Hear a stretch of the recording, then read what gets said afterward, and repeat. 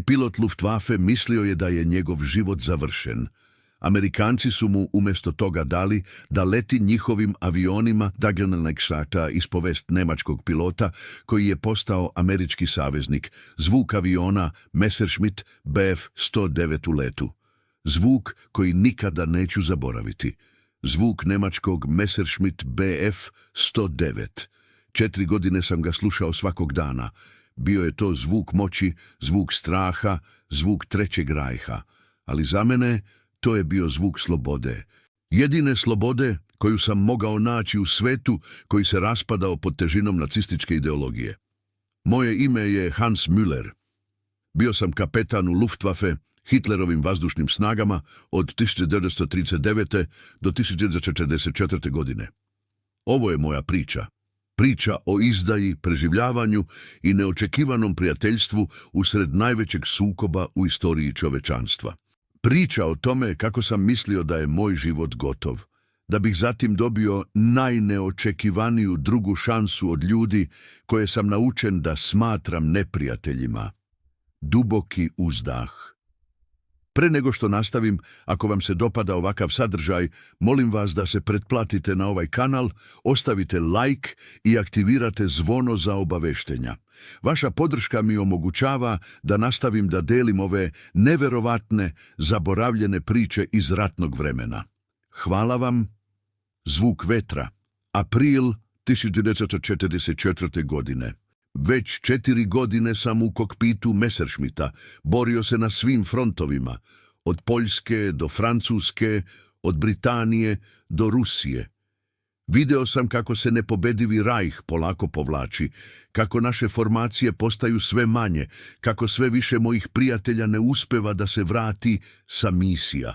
Te noći sedeo sam sam u pilotskoj kantini na aerodromu blizu Hamburga.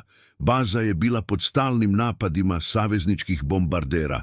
Svake noći zvuk sirena, eksplozija, protivavionskih topova. Svake noći manje zgrada, manje aviona, manje pilota.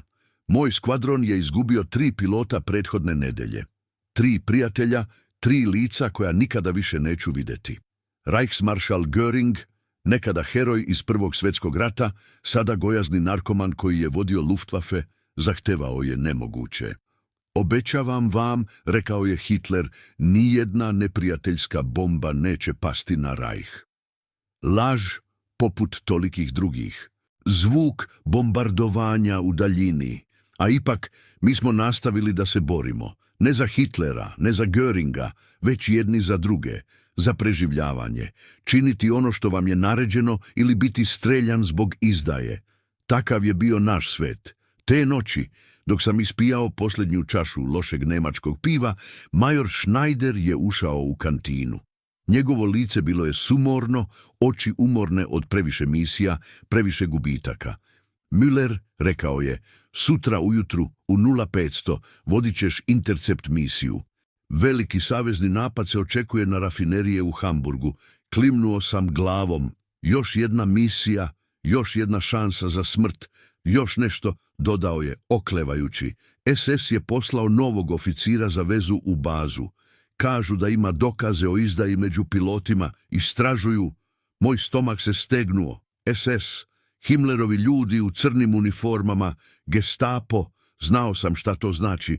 Zvuk srca koje kuca brže. Te noći sam ležao budan u svojoj sobi, slušajući udaljeno bombardovanje, razmišljajući o onome što sam znao, o tajnama koje sam čuvao. Jer vidite, postojala je jedna tajna koju moji saborci nisu znali. Ja nisam verovao u Hitlerovu viziju, nikada nisam. Priključio sam se Luftwaffe jer sam voleo letenje i jer je to bio jedini način da preživim u Novoj Nemačkoj. Ali ono što sam video na istočnom frontu, u Poljskoj, masovna ubistva, logori, to me je slomilo. Počeo sam da sabotiram male stvari. Malo gore podešen nišan, namerno promašivanje, mali čin otpora koji niko ne bi primetio, ali neko jeste, tišina ujutru. U 0430 ustao sam i pripremio se za misiju. Oblačeći uniformu, pitao sam se da li je ovo posljednji put da je nosim. Da li su me SS oficiri već identifikovali? Da li će me uhapsiti po povratku sa misije, ako se vratim? Na briefingu SS oficir je bio prisutan. Stajao je u uglu, posmatrajući nas. Visok čovjek, hladnih očiju. Osjećao sam njegov pogled na sebi dok je major objašnjavao današnju misiju. Bombarderi dolaze sa severa. Vaš zadatak je intercept pre nego što dostignu rafinerije. Neće imati lovačku pratnju do belgijske granice, tako da imate prozor od oko 20 minuta. Klimnuo sam glavom, studirajući mapu. 12 od nas protiv možda 100 B-17 i B-24 bombardera. Samoubilačka misija. Ali takve su sada sve bile. Dok smo izlazili, SS oficir me je zaustavio. Kapetan Müller, rekao je tiho, voleo bih da razgovaram sa vama nakon vaše misije. Pogledao sam ga u oči i znao sam da je ovo kraj. Zvuk koraka po betonu. Hodao sam prema svom avionu, okrenut ledima bazi. Samo u tom trenutku doneo sam odluku, neću se vraćati. Leteti ću danas, ali ne nazad u Njemačku. Leteti ću do Holandije, do savezničkih linija. Bolje biti ratni zarobljenik nego žrtva Gestapoa. Moj mehaničar, stari Gerhard, čekao je pored mog Messerschmitta. Poznaje me od mog prvog dana u Luftwaffe. Sve je spremno, kapetane, rekao je, ali video sam pitanje u njegovim očima. Video je SS oficira, znao je šta to znači. Hvala ti, Gerhard, odgovorio sam, za sve. Starac je jedva primetno klimnuo glavom, razumeo je. Nakon više od 200 misija zajedno, znao je moje misli. Zvuk motora aviona koji se zagrevaju, 0 PEP 130. Poleteli smo. 12 Messerschmitt Bf 109 u formaciji, posljednja linija odbrane Rajha. Popeo sam se na 7000 metara, sunce je tek počinjalo da se pomalja na istoku.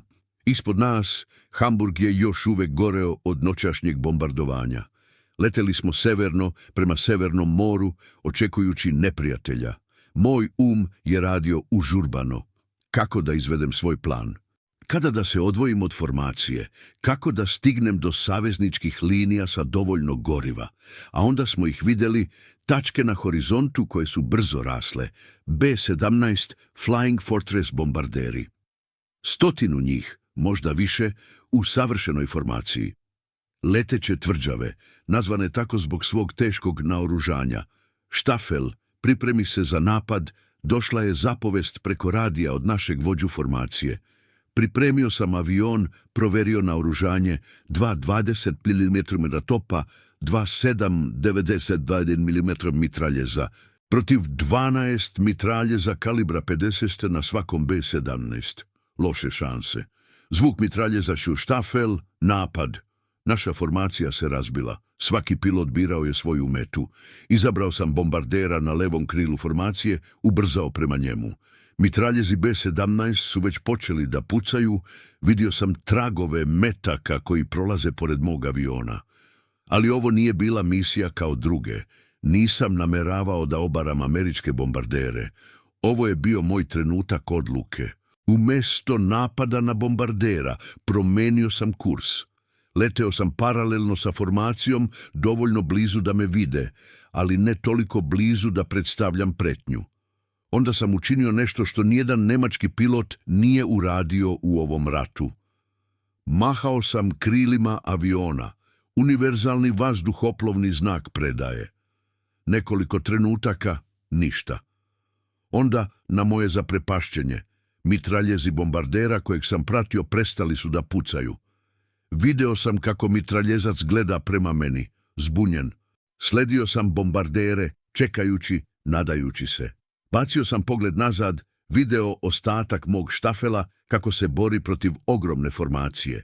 Oni će se vratiti u Njemačku, u pitanja Gestapa, u smrt. Ja letim u neizvesnost. Pauza. B-17 su nastavili prema Hamburgu, a ja sam ih pratio, leteći pored njih kao neobičan pratilac. Na radiju čuo sam nemačke pilote kako viču, nazivaju me izdajnikom. Možda sam i bio, ali više nisam mogao da budem deo mašinerije smrti. Nakon što su bombarderi izbacili svoj teret nad Hamburgom, okrenuli su se nazad prema Engleskoj. Sledio sam ih, nadajući se da su shvatili moje namere, moleći se da me ne obore iz čiste predostrožnosti. Zvuk promene u zvuku motora. Negde iznad Severnog mora, iz formacije bombardera izdvojila su se dva P-51 Mustanga, američki lovci. Prišli su sa obe strane, proveravajući moje oznake, pokušavajući da razumeju šta se dešava. Nemački lovac, identifikujte se, došlo je na engleskom preko otvorenog radio kanala. Znao sam samo nekoliko reči engleskog, naučenih iz američkih filmova pre rata. Pilot, predaja, rekao sam nesigurno. Tišina, onda prati nas. Sljedećih sat vremena leteo sam između dva američka lovca, prateći bombardere nazad prema Engleskoj. Svaki trenutak očekujući da me obore. Moje ruke su bile mokre od znoja, stezao sam kontrole toliko jako da su me prsti boleli. A onda obala Engleske. Nikada ranije nisam video ovu zemlju osim kroz nišan, neprijateljska teritorija. Zemlja koju smo bombardovali, protiv koje smo se borili 4 godine. Sada moje utočište. Zvuk točkova aviona koji dodiruju pistu. Sleteo sam na RAF aerodrom u Suffolku, prateći instrukcije američkih lovaca. Čim se avion zaustavio, bio sam okružen vozilima vojne policije, vojnicima sa uprtim puškama. Izađi polako, ruke u vis, naredio je oficir na nemačkom sa teškim akcentom. Skinuo sam kacigu, otvorio kokpit i izašao, ruke iznad glave. Nikada se nisam osjećao tako ranjivo, tako sam. Nacista koji se predaje saveznicima. Odveden sam u sobu za ispitivanje, gdje su me satima ispitivali britanski i američki obaveštajci. Pitanja su bila beskrajna. Rasporedi Luftwaffe, brojevi aviona, baze, odbrambene sposobnosti. Rekao sam im sve što sam znao. Više nije bilo razloga za lojalnost prema režimu koji sam prezirao. Zašto si prebegao? Pitao je konačno američki pukovnik po imenu Davidson. Ispričao sam mu istinu o onome što sam video na istočnom frontu, o SS oficirima u našoj bazi, o tome kako je Nemačka koju sam voleo postala nešto monstruozno. Pukovnik je dugo čutao, posmatrajući me. Onda je rekao nešto što je promenilo moj život. Znamo da si dobar pilot. Možda možemo to iskoristiti. Zvuk otvaranja vrata. Sljedećih nedelja živeo sam u čudnom limbu, ratni zarobljenik, ali sa posebnim statusom. Smešten sam u odvojenom delu kampa za ratne zarobljenike, daleko od drugih nemačkih vojnika koji su me smatrali izdajnikom, a onda jednog dana pukovnik Davidson se vratio. Imam predlog za tebe, rekao je. Predlog je bio neverovatno jednostavan, a opet revolucionaran. Da letim američkim avionima. Ne u borbi, naravno, ali da testiram njihove avione, da im pomognem da razumeju taktike Luftwaffe, da obučavam njihove pilote kako da se bore protiv nemačkih lovaca. Zašto biste mi verovali? Pitao sam, zapanjen. Ne verujemo ti, odgovorio je iskreno. Ali verujemo da mrziš naciste više nego nas. To je dovoljno za početak. Zvuk američkog P-51 Mustang aviona. 2 nedelje kasnije stajao sam na pisti RAF Duxford aerodroma, gledajući u najlepši avion koji sam ikada video, North American P-51 Mustang, najbolji lovački avion saveznika. I rekli su mi da ću ga leteti. Američki pilot-instruktor, kapetan Michael Brown, stajao je pored mene. Jesi li siguran da si spreman za ovo, Fritz? Pitao je, koristeći nadimak koji su mi dali. Klimnuo sam glavom, ne mogavši da skinem pogled sa aviona. Rođen sam spreman, Brown se nasmejao. Verovatno ćeš pokušati da ukradeš avion i pobegneš nazad u Nemačku. Ali nemoj brinuti, bit ću tačno iza tebe u drugom Mustangu i moj avion ima pravo municije. Pogledao sam ga. Zašto bih se vraćao u pakao iz kojeg sam pobegao? Njegovo lice se smekšalo. Hajde onda da vidimo šta možeš da uradiš sa pravim avionom za promenu. Zvuk motora P-51 Mustanga koji se pali. Prvi let u P-51 Mustangu bio je kao otkrovenje. Messerschmitt Bf 109 je bio dobar avion, brz i okretan. Ali Mustang je bio čudo. Snažniji, brži na većim visinama, sa većim dometom. Shvatio sam zašto gubimo rat. U narednim nedeljama leteo sam razne američke i britanske avione. P-47 Thunderbolt, Spitfire, čak i B-17 Flying Fortress. Svaki put američki ili britanski pilot bi leteo sa mnom ili blizu mene. Nikad mi nije bilo potpuno povereno, ali nisam ni očekivao da bude. Moj zadatak je bio da simuliram taktike Luftwaffe, da pokažem kako nemački piloti razmišljaju i reaguju. Ono što je počelo kao sumnjiv eksperiment pretvorilo se u izuzetno vredan program obuke. Zvuk smeha. Ali najneobičnije od svega bili su ljudi. Amerikanci koje sam upoznao nisu bili čudovišta kakvim ih je nacistička propaganda predstavljala. Bili su obični ljudi, daleko od kuće, boreći se u ratu koji nisu započeli. Kapetan Brown, moj prvobitni čuvar, postao je nešto najbliže prijatelju što sam imao. Nakon letova ponekad bismo sedeli i razgovarali, o avionima uglavnom, ali ponekad i o životu, o svetu, o budućnosti nakon rata. Šta planiraš da radiš kad se ovo završi, An Fritz? Pitao je jedne večeri. Slegnuo sam ramenima.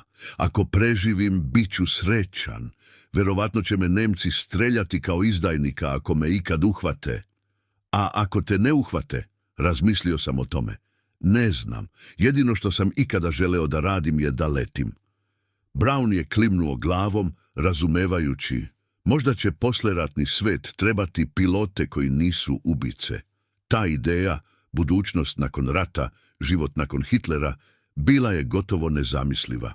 Ali prvi put sam počeo da razmišljam o njoj kao o stvarnoj mogućnosti. Zvuk kiše na krovu hangara. Septembar 1944. Program obuke je bio uspešan iznad svih očekivanja. Američki i britanski piloti koji su prošli kroz moje sesije imali su značajno bolje stope preživljavanja u borbama protiv Luftwaffe.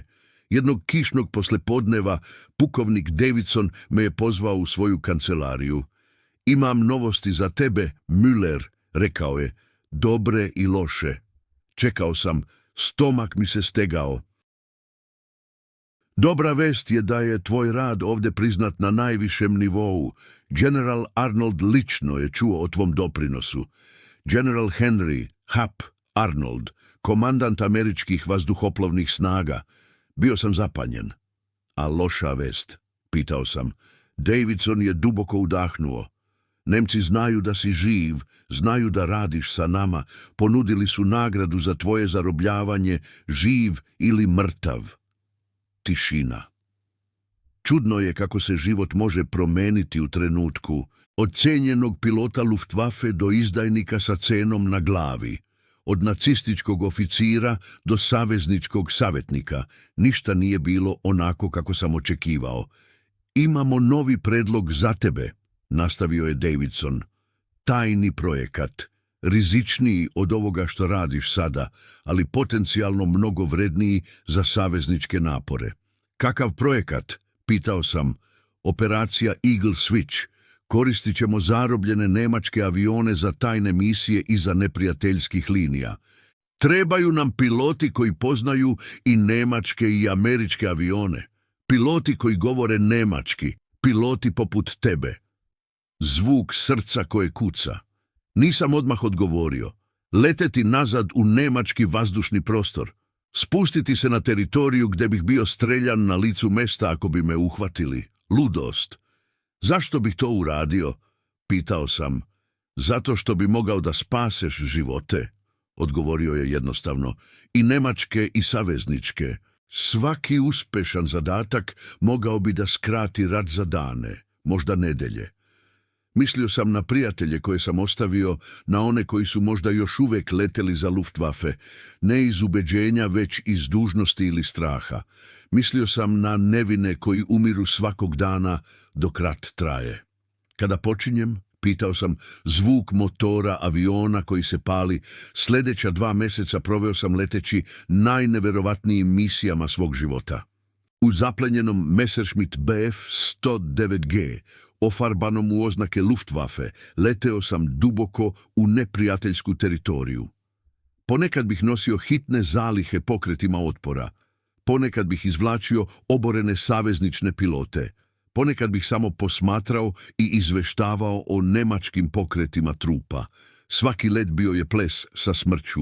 Saveznici su mogli da me obore, misleći da sam neprijateljski avion.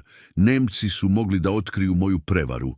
Mehaničke greške na starom avionu mogle su da me obore. Ali nikada se nisam osjećao življe. Po prvi put borio sam se za nešto u šta sam verovao, a ne zbog straha ili pritiska. Zvuk borbenih aviona. Na mojoj posljednjoj misiji, u novembru 1944, skoro sam izgubio život. Leteo sam nisko, vraćajući se sa zadatka u okupiranoj Francuskoj, kada me je presreo Focke-Wulf FV-190, nemački lovac pilotiran od strane mladog i previše entuzijastičnog pilota koji nije dobio memorandum o mom naizgled nemačkom avionu. Prisiljen na vazdušnu borbu, našao sam se u najčudnijoj situaciji. Bivši nemački pilot u nemačkom avionu koji se bori protiv nemačkog pilota, pokušavajući da ne ubije svog sunarodnika, a da istovremeno ne bude ubijen. Koristio sam sve svoje veštine da izbegnem njegove napade, da ga nadmudrim bez da ga obaram. Ali mladi pilot je bio uporan. Konačno, nemajući izbora, izveo sam manevar koji je doveo do toga da on izgubi kontrolu, ne dovoljno da se sruši, ali dovoljno da odustane od potere. Dok sam gledao kako se okreće nazad prema svojoj bazi, pitao sam se da li je i on, poput mene, samo čovjek uhvaćen u oluju istorije, pokušavajući da preživi. Zvuk sletanja aviona. Decembar 1944. Rat se bližio kraju, iako to tada nismo znali. Njemačka je lansirala svoju posljednju ofanzivu u Ardenima, očajnički pokušavajući da preokrene tok rata. Jednog hladnog jutra kapetan Brown je došao do mog smeštaja. Imam vesti, rekao je. Dobre vesti, za promenu. Pokazao mi je papir sa pečatom američkog ratnog departmana. Bio je to dokument o mom statusu. Više nisam bio ratni zarobljenik, bio sam klasifikovan kao kooperativni strani državljanin u službi savezničkih snaga. I još važnije, garantovana mi je zaštita nakon rata. Šta ovo znači? Pitao sam, zbunjen. Brown se nasmešio. To znači, prijatelju moj, da ako preživiš ovaj rat, nećeš biti vraćen u Njemačku da ti sude. Moći ćeš da počneš novi život, ovde ili u Americi ako želiš. Tišina te noći, ležao sam budan, razmišljajući o neočekivanom obrtu sudbine. Pre samo godinu dana bio sam kapetan Luftwaffe, leteo za režim u koji nisam verovao, očekujući smrt svakog dana. Sada sam imao budućnost, mogućnost novog života, ali rat još nije bio gotov i još uvijek sam imao posao da obavim. Zvuk motora bombardera. U posljednjim mjesecima rata moja uloga se promenila. Umjesto tajnih misija iza neprijateljskih linija, postao sam savjetnik za strateško bombardovanje.